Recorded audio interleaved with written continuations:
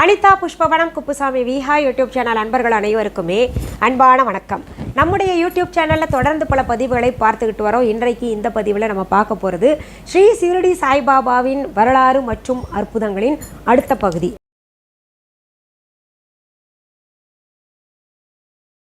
என்ன அற்புதம் பார்க்க போகிறோன்றதுல ஆவல் உங்களுக்கு கட்டாயம் இருக்கும். சரி, அது என்னன்னு பார்க்கறதுக்கு முன்னாடி இன்றைக்கு பிறந்த நாள் மற்றும் திருமண நாள் காண இருக்கின்ற அனைவருக்குமே என்னுடைய வாழ்த்துகள். உங்களுடைய வாழ்க்கையில் நீங்கள் அனைத்து நலங்களும் வளங்களும் கிடைக்கப்பெற்று நீடூழி வாழணும்னு நான் பாபா கிட்ட பிரார்த்திக்கிறேன். இந்த காணொளியை காண்கின்ற அனைவருக்குமே இந்த நாள் இனிய நாளாக அமையட்டும். கடந்த வாரம் என்ன பார்த்தோம் நம்ம இறுதியில், அதை கொஞ்சம் நான் இங்கே தொட்டு காமிச்சா சுட்டி காமிச்சாதான் உங்களுக்கு நினைவுக்கு வரும். ரத்தன்ஜி ஷாபூர்ஜி வாடியா என்கின்ற ஒரு அன்பர் குழந்தை பேர் நாந்தேட் என்கின்ற ஊரில் வசிச்சுக்கிட்டு வந்தார். அவருக்கு குழந்தை பேர் கிடையாது. ரொம்ப வருத்தப்பட்டார். அவர் பல்வேறு மருத்துவர்களை பார்த்தார், பல கோயில் குளமாக இறங்கினார், தான தர்மங்கள் நிறையா செஞ்சார்.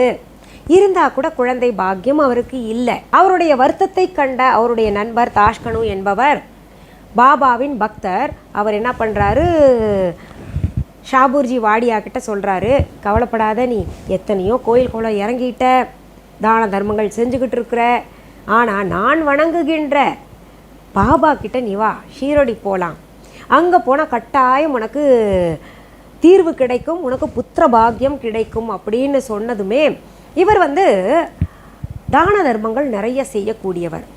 அவர்கிட்ட செல்வமும் நிறையா இருந்தது. தான தர்மங்கள் செய்த காரணத்தினால அவரை சுற்றியில் அந்த பகுதியில் சுற்றி இருந்த மக்கள் அனைவருமே விரும்பினாங்க. தனக்கு பிறகு தான தர்மங்கள் செய்வதற்கு ஒரு வாரிசு இல்லையே அப்படின்னு வருத்தப்பட்டார். என்ன வருத்தப்பட்டார் யோசிச்சு பாருங்க. அதாவது எனக்கு வாரிசு இல்லையேன்னு நிறைய பேர் நினைப்பாங்க, என் சொத்தை அனுபவிக்கிறதுக்கு வாரிசு இல்லையேன்னு நினைப்பாங்க. ஆனால் இந்த வாடியா என்ன நினச்சாரு, தனக்கு பிறகு தான தர்மங்கள் செய்வதற்கு ஒரு வாரிசு இல்லையே அப்படின்னு வருத்தப்பட்டார். எவ்வளவு ஒரு நல்ல உள்ளம். சரி, தாஷ்கனு சொல்கிறாரே அப்படின்னு சொல்கிறாரு, நம்ம போகாத கோயில் இல்லை, நம்ம செய்யாத மருத்துவம் பார்க்காத மருத்துவம் இல்லை, போயிட்டு வரலாமே, ஒரு மகான்னு சொல்கிறாரு அப்படின்னு வர்றாரு. அங்கே மசூதியில் பாபாவை பார்க்குறாரு. அழகான முகம், கருணையே வடிவான அந்த முகத்தை பார்த்த உடனேயே அறகுறையாக மனசோட வந்தார் இல்லையா, அதெல்லாம் மறந்துட்டு அவருடைய கைகள் கூப்பின பாபாவை பார்த்து தாமாகவே போய் விழறாரு. பாபா கால் தொட்டு வணங்குறாரு. அப்போது போய் ஒரு இடத்துல அமர்ந்துக்கிறாரு. ஏன்னா பாபாவை நிறைய பக்தர்கள் பார்க்க வருவாங்க.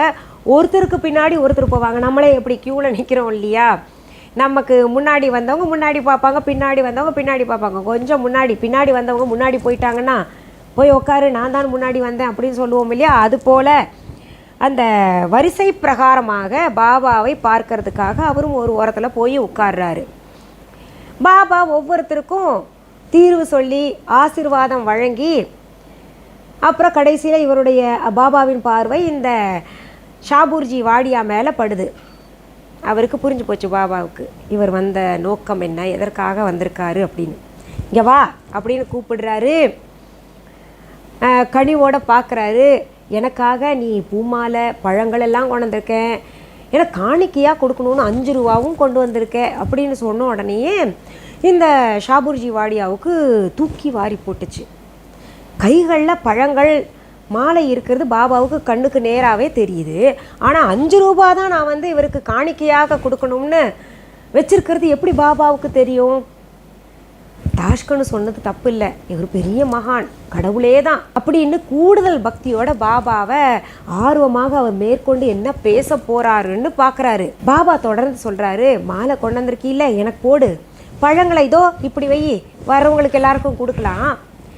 இந்த காணிக்கு 5 ரூபா கொண்டு வந்திருக்கீல்ல, அதில் நீ ஏற்கனவே எனக்கு 3 ரூபா 14 அணா கொடுத்துட்ட, அதாவது 14 அணா கொடுத்துட்ட. இப்போ மீதம் இருக்கிற காசை எனக்கு நீ கொடுத்துரு, அது போதும், தட்சணையாக அது போதும் அப்படின்னு சொன்ன உடனேயே இவருக்கு தூக்கி வாரி போட்டுச்சு. இது எப்படி, இது நான் 5 ரூபா கொண்டு வந்திருக்கேன்னு பாபா சொன்னதே எனக்கு ரொம்ப பிரமிப்பாக இருக்குது, சரியாக சொல்லியிருக்காருன்னு. அதுலேயும் நான் 3 ரூபா 14 அணாக்கள் கொடுத்துருக்கேன்னு சொல்கிறாரே, நான் பாபாவை இப்போ தான் மொத பார்க்குறேன், இதுக்கு முன்னாடி பார்த்ததும் கிடையாது, அவருக்கு எதுவுமே நான் செய்தது கிடையாதே, நான் எங்கே காணிக்கையாக கொடுத்தேன், ஒன்றுமே புரியலையே அப்படின்னு நினச்சிக்கிட்டு சரி சரி பாபா சொல்கிறாரு. அதை கேட்டு யாருமே ஒன்றுமே பேச மாட்டேங்கிறாங்க, மறுபேச்சு பேச மாட்டேங்கிறாங்க. அவர் என்ன சொல்கிறாரோ எல்லாரும் கேட்டுக்கிட்டு இருக்கிறாங்க, ஆராய்ச்சி பண்ண மாட்டேங்கிறாங்க, ஏன் ஏதுக்குன்னு கூட கேட்க மாட்டேங்கிறாங்க. அதனால் நாமும் மற்றவங்கள போல் அமைதியாக இருந்துடலாம், நம்ம கேட்கக்கூடாது போல இருக்குது அப்படின்னு அமைதியாக இருந்துடுறாரு. சரி, எதுக்கு வந்தேன்னு பாபா அவர் வாயாலேயே கேட்க, வந்த காரணம் என்னான்னு தெரிஞ்சிருச்சு, இருந்தால் கூட அவர் வாயாலேயே கேட்கணும்னு கேட்குறாரு. தசரதனுக்கு எப்படி புத்திரன் இல்லாமல் வருத்தப்பட்டாரோ அதுபோல் நானும் வருத்தப்படுறேன் பாபா, எனக்கு புத்திர பாக்கியமே இல்லை அப்படின்னு சொன்னோன்னே, சரி சரி கவலைப்படாத, இங்கே வந்துட்டு இல்லை, உனக்கு கட்டாயம் உன்னுடைய பிரச்சனை தீர்ந்து புத்திர பாக்கியம் கிடைக்கும்னு அவரோட தலையை வருடி விடுறாரு. பாபா சீக்கிரத்தில் யாரையும் தொட்டு வருடுறது கிடையாது. ஏன் இவருடைய தலையை வருடி விடுறாரு அப்படின்னு பார்த்தீங்கன்னா, இவர் தான தர்மங்கள் செய்கிறதுல சிறப்பானவராக இருந்தார், நல்ல மனம் கொண்டவராக இருந்தார். அதனால தான் அவர் தலையை கோதிக்கிட்டே சொல்கிறார். குழந்தையை எப்படி கோதிக்கிட்டு சொல்லுவாங்களோ, கவலைப்படாத, உனக்கு கட்டாயம் உன் பிரச்சனை தீரும், உனக்கு புத்திர பாக்கியம் உண்டாகும் அப்படின்னு சொல்கிறாரு. இந்த வார்த்தைகளே இவருக்கு நேர்மறையான எண்ணங்களை கொண்டு வந்தது. பாபா சொல்லிட்டாரு, அதாவது யாருக்கும் தெரியாத ரகசியங்கள் எல்லாம் இங்கே சொல்லிகிட்டு இருக்கிறத நம்ம பார்த்தோம். எனக்கும் நான் எவ்வளோ கொண்டு வந்தேன்றதை கூட, அந்த ரகசியத்தை கூட சொல்லிட்டாரு. அப்போ இவர் கடவுளே தான், இவர் சொல்லிட்டாருன்னா கட்டாயம் எனக்கு புத்திர பாக்கியம் கிடைக்கும் அப்படின்ற மனநிறைவோட வீட்டுக்கு வர்றாரு. வந்த பின்னாடி நண்பர் தாஸ்கனுக்கிட்ட பேசுகிறாரு. என்னது இது, பாபா ஏற்கனவே நான் 3 ரூபா 14 கொடுத்துட்டேன்னு சொல்கிறாரு, மீத தொகையை கொடுத்தா போதும்னு சொன்னதில் நானும் கொடுத்துட்டு வந்துட்டேன், ஆனால் எப்போ கொடுத்தேன்னே எனக்கு புரியலையே அப்படின்னு இவர் சொல்ல, தாஸ்கனும் சொல்கிறான், ஆமாம் எனக்கும் புரியல, ஒன்றுமே புரியலையேன்னு மண்டையை போட்டு பிச்சுக்கிறாங்க. அப்போ திடீர்னு தாஸ்கனுவுக்கு ஒரு ஞாபகம் வந்துச்சு. இருங்க நண்பரே இருங்க, நீங்கள் மௌலா சாஹேப்னு ஒருத்தர் வந்தார் இல்லையா, இப்போது அவரை வரவேற்பதற்காக கொஞ்சம் செலவு பண்ணிங்க இல்லையா, அந்த செலவு செஞ்ச கணக்கை எழுதி வைப்பீங்கள, அந்த நோட்டு புத்தகத்தை கொஞ்சம் எடுத்துகிட்டு வாங்களேன். ஏன்னா நீங்கள் தான் தான தர்மங்கள் செய்கிறீங்க, யார் வந்தாலும் உபசரிக்கிறது வரவேற்கிறதெல்லாம் செய்கிறீங்க. இப்போ சமீபத்தில் மௌலா சாஹேப் தான் வந்தார். எப்போது, நீங்கள் சீரடிக்கு போகிறதுக்கு முன்னாடி வந்தார். அவரை நீங்கள் உபசரிச்சிங்க, அதற்கும் இதற்கும் ஏதாவது தொடர்பு இருக்கான்னு நம்ம பார்க்கலாம், போய் அந்த நோட்டு புத்தகத்தை எடுத்துகிட்டு வாங்க கணக்கு பார்க்கலாம் அப்படின்னோடனே அதில் கணக்கு பார்க்குறாங்க. மௌலா சாஹேப் வரவேற்பிற்கு எவ்வளவு செலவாச்சு அப்படின்னு கணக்கு பார்த்த பொழுது அதில் 3 ரூபாய் 14 அணா செலவாயிருந்துச்சு. இவங்க 2 பேருக்கும் ஒரே அதிர்ச்சியாக போச்சு. இந்த மௌலா சாஹேப் ரொம்ப நல்ல மனம் படைத்தவராக இருந்தார், கூலி தொழிலாளியாக இருந்தார். ஒரு காலகட்டத்தில் ஆன்மீகம்தான் சிறந்தது அப்படின்னு ஆன்மீக பயணத்தை தன்னுடைய வாழ்க்கையில் மேற்கொண்டார், துறவி ஆயிட்டார். அந்த மௌலா சாஹேப் துறவியாக இந்த நாந்தேட் இந்த வாடியா வசித்த பகுதிக்கு வந்த பொழுது இவரை உபசரித்திருக்கின்றார். அதற்கான செலவு செய்தது பாபாவுக்கு எப்படி போய் சேர்ந்ததுன்னா, பாபா எப்போவுமே நல்லவர்களுடைய மனதிலே குடியிருப்பார்.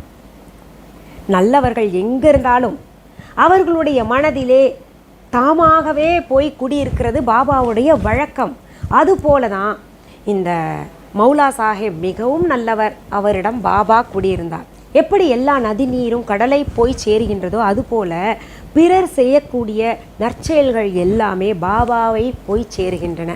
அதனால்தான் பாபா நற்செயல்கள் செய்கின்றவர்களிடத்தில், நல்ல மனம் படைத்தவர்களிடத்தில், தூய்மையான பக்தி கொண்டவர்களிடத்தில், அன்பானவர்களிடம் குடியிருப்பார். இதை நம்ம கண்கூடாக பார்க்கலாம். பாபா அதாவது எத்தனையோ சுவாமி படங்கள் நம்ம பார்க்கலாம், ஆனால் பாபாவின் படத்தை நீங்கள் பாருங்களேன், நம்ம எங்கே போனாலும் அவர் நம்ம நோக்கிற மாதிரியே இருக்கும். அவரை பார்த்து நம்ம சிரித்தோன்னா அவர் சிரிக்கிற மாதிரி இருக்கும், அவரை பார்த்து நம்ம அழுதோன்னா அழுகிற மாதிரி இருக்கும். காரணம், நல்ல பக்தர்களிடம் அவர் குடியிருக்கின்றார் என்பதை அவர் உணர்த்துகின்றார். பாபா சொன்னது போலவே ஷாபூர்ஜி வாடியாவுக்கு பிற்காலத்தில் அழகான ஒரு ஆண் குழந்தை பிறந்தது. அதற்கு பிறகு அவர் பார்த்திங்கன்னா பாபாவின் தீவிர பக்தரானார். பாபாவிற்கு சேவை செய்வதே தன்னுடைய பணியாக கொண்டார். இப்போது இதில் சில செய்திகள் கேள்விப்பட்டிருப்பீங்க. எத்தனையோ மகான்கள் வாழ்ந்திருக்காங்க, அந்த மகான்கள் எல்லாம் காணிக்கையாக தட்சணையாக யார் கேட்டது கிடையாது. அப்படியே கேட்டாலும் தனக்கு வச்சுக்கிட்டது கிடையாது. பாபாவும் அதே மாதிரி தான். ஆனால் சில மகான்கள் எல்லாம் என்ன பண்ணுவாங்க, சிலர்கிட்ட கேட்பாங்க, சிலர்கிட்ட கேட்க மாட்டாங்க. அவங்களா போட்டு போகட்டும், போட்டால் உண்டு, இல்லாட்டி இல்லை அப்படின்னு நினைப்பாங்க.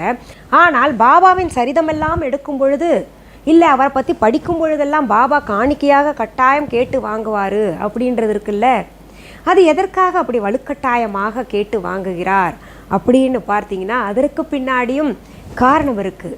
பாபாவாக காணிக்கை கேட்கலன்னா கூட பாபா நம்மக்கிட்ட காணிக்கை கேட்க மாட்டாரா, கேட்கணுமே அப்படின்னு பக்தர்கள் ஆர்வமாக பைசா காசு எடுத்து வச்சுப்பாங்க.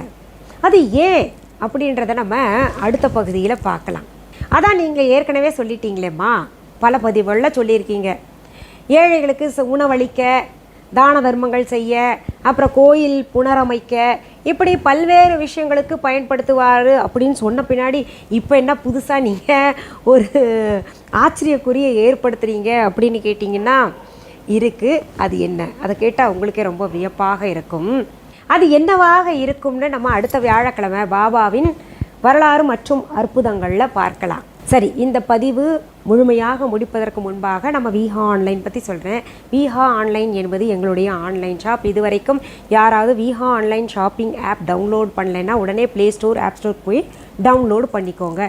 அதற்கான அதாவது என்ன ஸ்பெல்லிங்கில் நீங்கள் டெக்ஸ்ட் பண்ணால் அந்த லிங்க்ஸ் கிடைக்கும் அப்படின்னு பார்த்தீங்கன்னா தம்ப்நெயிலேயே கொடுக்கப்பட்டிருக்கு விஹா ஆன்லைன்னு, அதை பார்த்துக்கோங்க. அப்படியும் தெரியலன்னா டிஸ்கிரிப்ஷன் பாக்ஸ் ஓப்பன் பண்ணுங்கள், அதில் எங்களுடைய விஹா ஆன்லைன் ஷாப்பிங் ஆப்க்கான லிங்க்ஸ் கொடுத்துருப்போம். அது பார்த்திங்கன்னா முழுக்க நான் தான் நடத்திக்கிட்டு இருக்கிறேன். எங்களுடைய விஹா ஆன்லைன் ஷாப்பிங் ஆப் தவிர viha.online என்கின்ற இ-காமர்ஸ் வெப்சைட்டும் வச்சுருக்கோம். நிறைய புதிய பொருள்கள் நாங்கள் தினமுமே அப்லோட் செஞ்சுக்கிட்டு இருக்கிறோம். ஐம்பொன் நகைகள் எல்லாம் கேட்டிங்க, இங்கே பாருங்கள், ஐம்பொன் செயின் தான் நான் போட்டிருக்கேன் இப்போது.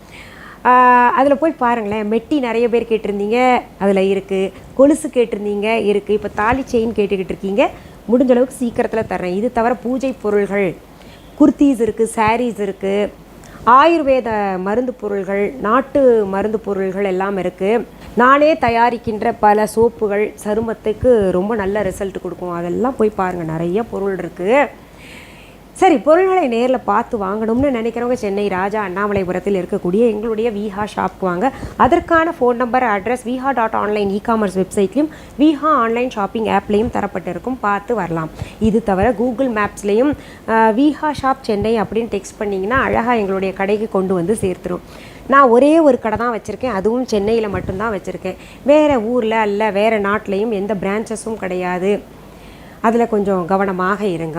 என்னுடைய பெயர், புகைப்படம், வீடியோவை பயன்படுத்திக்கிட்டு யாராவது அவங்க பொருள் தாங்க எங்கள் கடையில் கொடுத்துட்ருக்கோங்க, அவங்க கடை தாங்க அப்படின்னு சொன்னாங்கன்னா அது முற்றிலும் தவறான செய்தி. அது தவிர வேறு எந்த ஆன்லைன் ஷாப்பிங் ஆப்பில் அல்லது வேறு எந்த ஆன்லைன் வெப்சைட்லேயாவது விஹா என்ற பெயர் தாங்கி கொண்டு பொருள்கள் கொடுத்தாங்கன்னா அந்த பொருள்களுக்கும் எனக்கும் தொடர்பு இல்லை, அது என்னுடைய பொருள்கள் இல்லை அப்படின்றத நான் அவங்களுக்கு தெளிவாக சொல்லிக்கிறேன்.